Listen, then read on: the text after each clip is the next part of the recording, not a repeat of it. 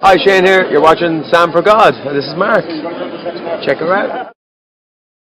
So hi guys, how are you doing? And welcome to another book wrap-up video. I read 8 books in the month of August and there were some really good ones among the mix, so I'm very excited to talk about them to you. If you hear some background noise, it's because the window is open, because even though we're in September right now, it's very hot in London. This is the stack of books that I read last month. As well as these, I also read 2 audiobooks. So yeah, let's go through them one by one. Now, the first one is this book called Fever Dream by Samantha Schweblin.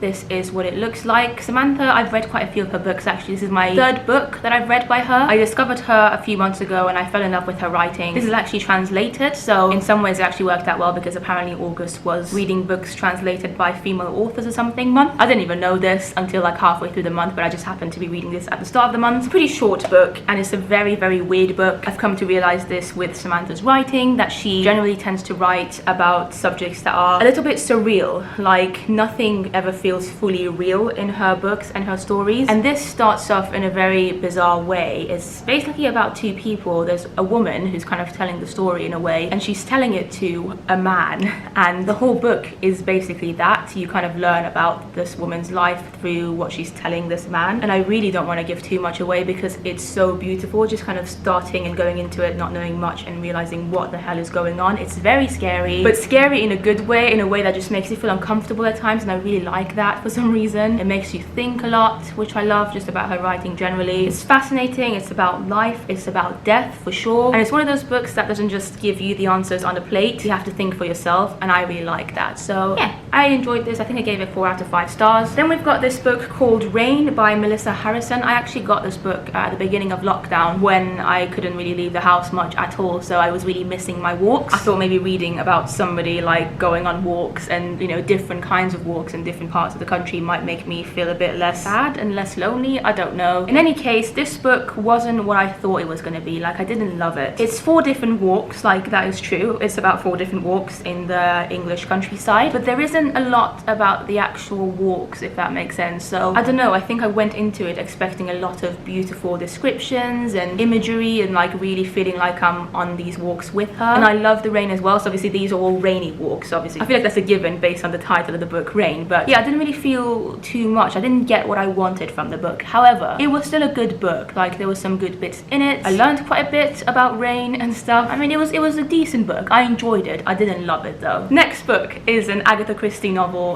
Death in the Clouds, which is one of the Poirot books. I think it might actually be the 12th in the series. I don't read them in order. I don't think you need to, but yeah, I had this on my shelves and I randomly felt like I was in the mood to read it, and Lord have mercy, I forgot how much I enjoy Agatha Christie. Her novels are great. They are so exciting, you know, mysterious, funny at times, and this one was a really good one. It's about a bunch of passengers on an airplane, and it's interesting because it's a long time ago. It's like one of the first airplanes made, so air travel is still quite new in this novel. And yeah, as is always the case, somebody gets murdered on the plane and Poirot happens to be there to find out the mystery, and yeah, I really enjoyed it. 5 out of 5 stars. Next is a book called Birthday, which I got for myself a couple of months ago. I kind of just bought it because I saw it online and my birthday was coming up, so I thought it might be fun to read a book titled Birthday, and I read it a couple of weeks after my birthday, but still, it was really good. I really enjoyed it. Now, this is a YA novel, young adult novel, and as you might be able to tell from the side of the book, it is an LGBTQ book, which is always good. It's a love story, which is something that I don't normally love, but I surprised myself with how much I really love this book. It's called Birthday, and the way it's told is that you only hear about the characters once every year, so I think you see their lives from when they're about 11 or 12 until they both turn 18. It's about 2 friends who both have the same birthday, like they were literally born on the same day in the same hospital, and that's kind of how they became friends, because their parents got to meet each other and they've been friends ever since, which is very cute in my opinion. And one of them is transgender, and throughout these years of the story, she tries to tell her friend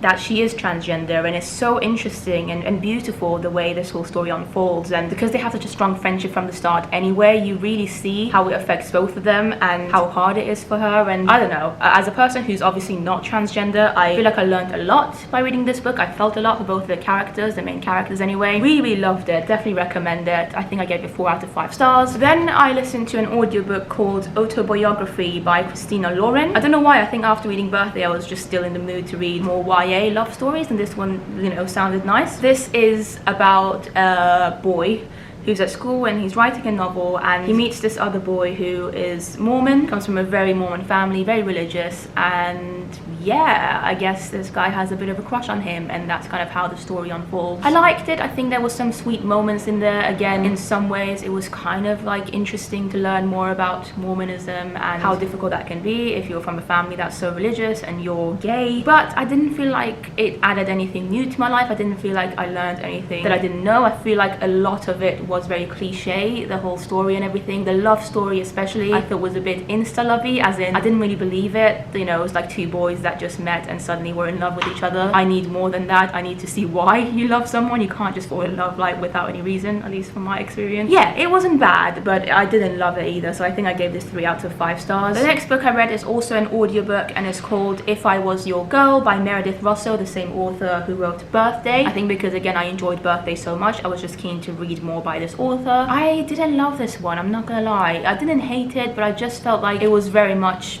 a normal YA novel. Don't get me wrong, there are some aspects of the book that I did enjoy. For instance, some of the LGBT aspects of it I thought were very important and very well written, but I think comparing it to Birthday, I just think this one, you know, fell short a little bit. It wasn't as special, and I think Birthday might be their second novel, so maybe that's why If I Was Your Girl just wasn't as good. Maybe it was the audiobook, I don't know. I didn't really enjoy the audiobook's narrator's voice, I'm not gonna lie. I think it was the accent, I don't know. I wasn't the biggest fan of it. I did enjoy it though. I gave it 3 out of 5 stars. Then we get to my last 2 books of last month, which are these 2 quite big novels. The first one is a graphic novel, and it's called, whoa, I forgot how heavy this is. Lord have mercy, yeah, very heavy book. But this is called Grass by Gendry-Kim. I've had this on my shelves for a long time, and I finally decided to read it.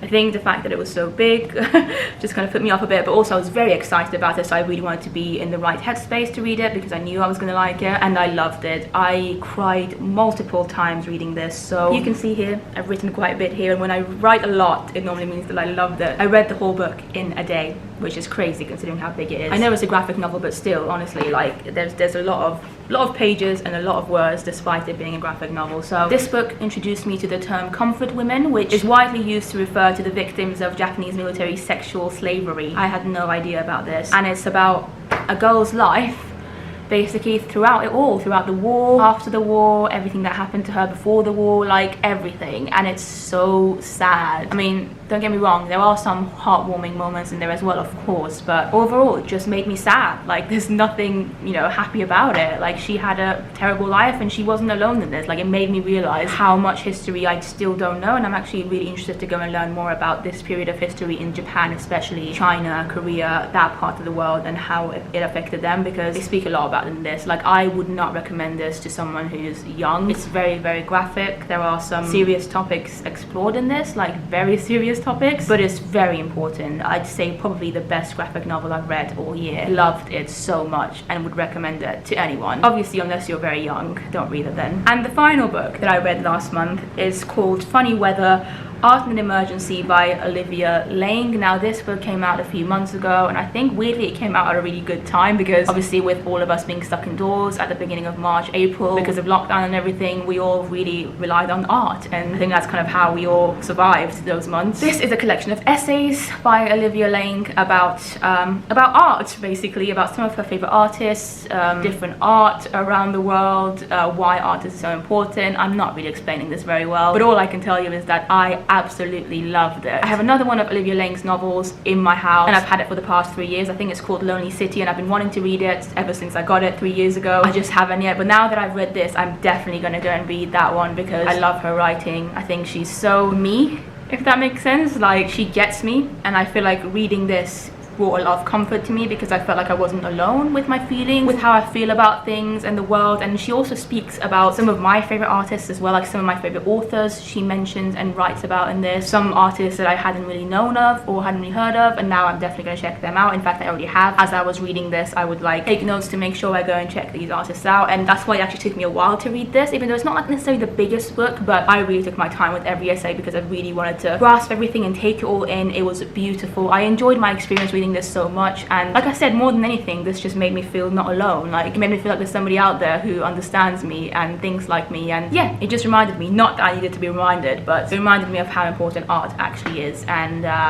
yeah, I really loved it. So there you go, those were all the books that I read in the month of August 2020. Let me know if you've read any of these, or just leave a comment letting me know what the best book that you've recently read was. I do make these book wrap-ups monthly, so if you want to see more of this, subscribe down below, and yeah, follow me on Goodreads as well. Thank you so much for watching. I'll see you in the next video. Bye!